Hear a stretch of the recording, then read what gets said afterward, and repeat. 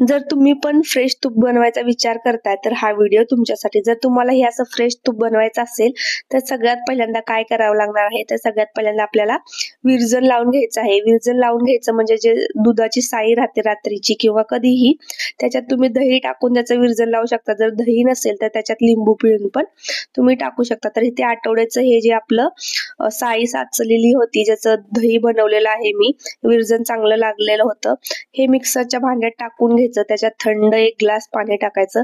थंड पाणी टाकल्यामुळे काय होतं, लोणी वरती आपोआप तरंगत येतं थंड पाण्यामुळे। आणि इथं 2 मिनिट चांगलं फिरवून घ्यायचं। तर तुम्ही बघू शकता इथे लोणी वरती आलेलं आहे, तुम्ही चांगलं असं हे थोडं मी अजून जास्त फिरवलं की अजून जास्त लोणी वरती येतं। तर तुम्हाला फिरवून चांगलं पूर्ण याच्यातलं लोणी काढून घ्यायचं आहे। तर तुम्ही बघू शकता छान असं फ्रेश लोणी वरती आलेलं आहे। आणि हे तर आपलं तुम्ही हाताच्या साहाय्याने पण काढू शकता किंवा चम्मचच्या साहाय्याने काढून एका टोपात घ्यायचं आणि हे धुवून घ्यायचं असतं स्वच्छ, कारण म्हणजे त्यातला आंबूसपणा किंवा असा वास निघून जातो जो दह्याचा असतो, म्हणजे तुपाला जास्त वास येत नाही आणि तूप असं जास्त काळपट पण दिसत नाही। तर इथे लोणी बघू शकता तुम्ही छान असं इथे मी लोणी काढलेलं आहे।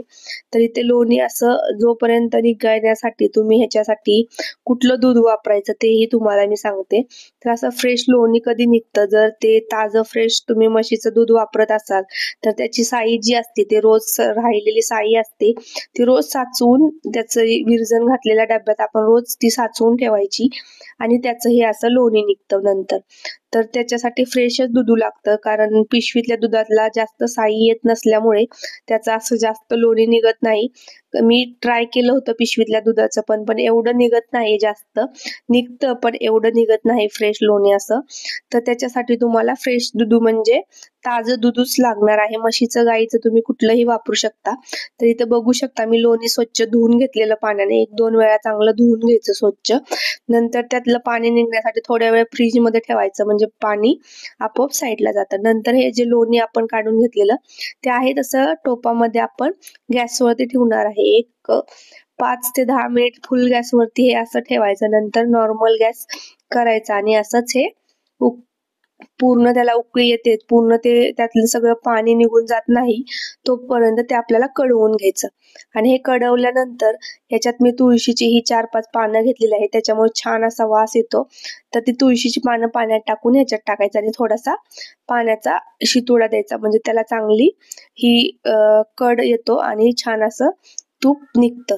तर इथे बघू शकता तुपाला छान असा कलर आलेला आहे आणि हे आपलं तूप पण रेडी आहे। तर हे असं गाळणीच्या साहाय्याने गाळून घ्यायचं, म्हणजे त्याच्यातली जे असं करपलेली घाण किंवा जे शिल्लक असतं ते करपलेलं असतं ते गाळणीतच राहतं आणि स्वच्छ तूप खाली येतं। तर हा असा व्हिडिओ तुम्हाला जर आवडला तर व्हिडिओला लाईक करा आणि जास्तीत जास्त शेअर करा। Thanks for watching.